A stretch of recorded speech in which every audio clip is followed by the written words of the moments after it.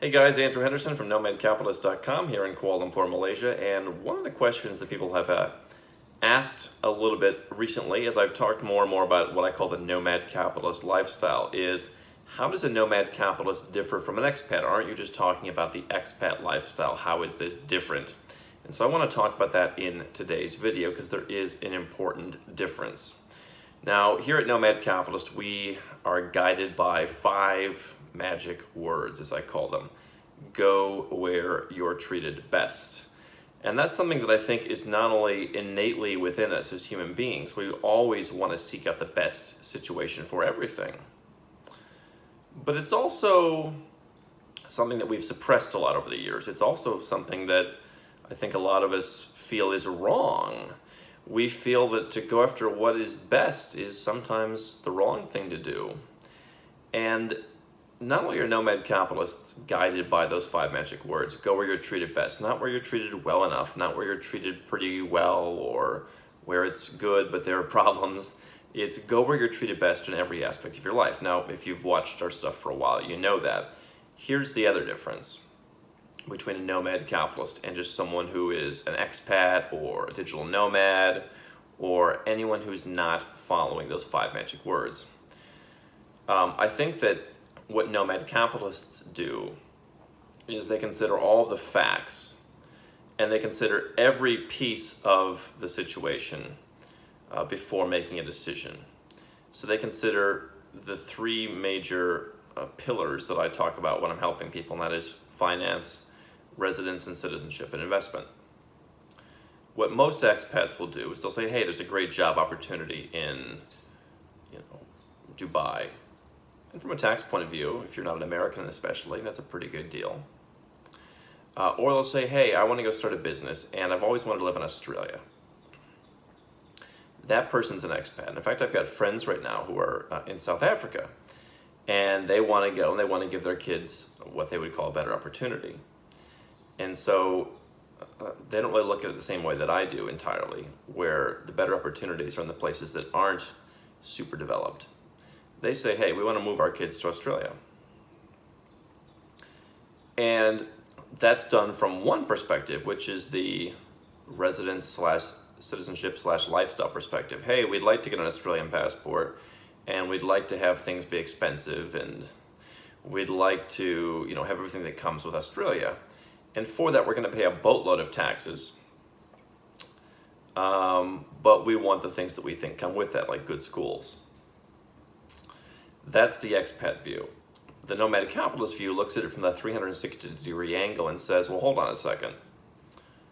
Can I not get good schools somewhere else? Can I send my kids to private school? Can I unschool them? Can I homeschool them? Can I world school them? Can I, what can I do to accomplish all 3 parts of the trifecta? Because I don't want to move to a country, the nomad capitalist says, where I'm going to pay half of my income in tax. That's an important thing. I mean, we realize, hey, if I'm making $1 million a year and I'm going to pay $500,000 of that to some government, that's $500,000 a year. That probably gets me pretty good schools, probably gets me pretty good, security or whatever else it is that I need that I think that I have to go to Australia or the UK or Canada or the US to get. And you can buy that stuff. Obviously, if you're someone who makes $50,000 a year, I imagine it's probably difficult to get by in Australia on $50,000 a year if you want any type of luxuries or great comforts.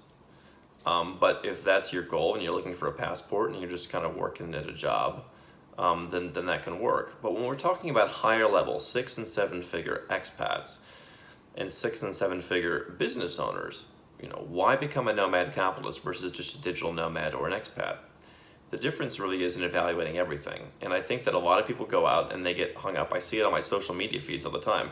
Hey, I'm moving to New Zealand. Hey, I'm moving to Canada. Hey, I'm moving to, God help us, California. Because, Malibu has a great beach scene and they've got really nice restaurants. Well, I can tell you this. There's a lot of places with great beach scenes and nice restaurants that cost a hell of a lot less than Malibu, that have better real estate markets, that have much better tax policy. There's a lot of those places out there, but we tend to follow the herd. We tend to follow society. And I think that the nomad capitalist looks at this and says, I'm going to be a contrarian to get what I want and to go where I'm treated best. I oftentimes avoid the most popular places. I mean, I'm in Southeast Asia right now. I'm not in Bangkok. I don't live in Bangkok. I don't spend time in Bangkok. Bangkok and Thailand in general are very popular places in the expat and the nomad scene.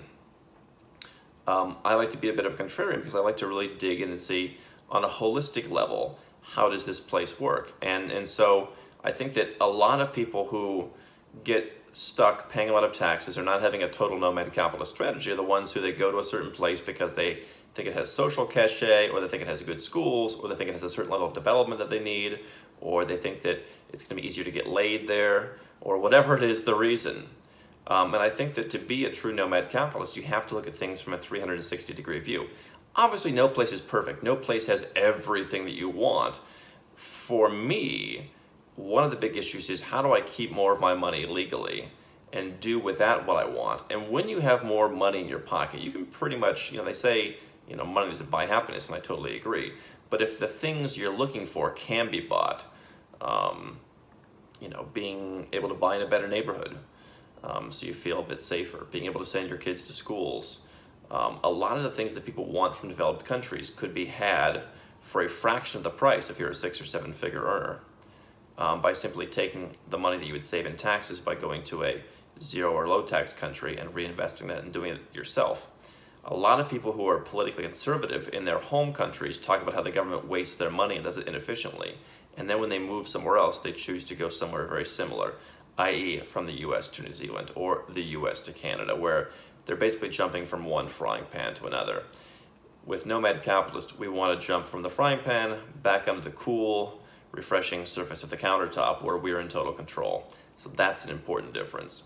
You can find out more about all of our Nomad Capitalist lifestyle and philosophy by subscribing here on YouTube. Lots of videos to watch and lots of articles on nomadcapitalist.com.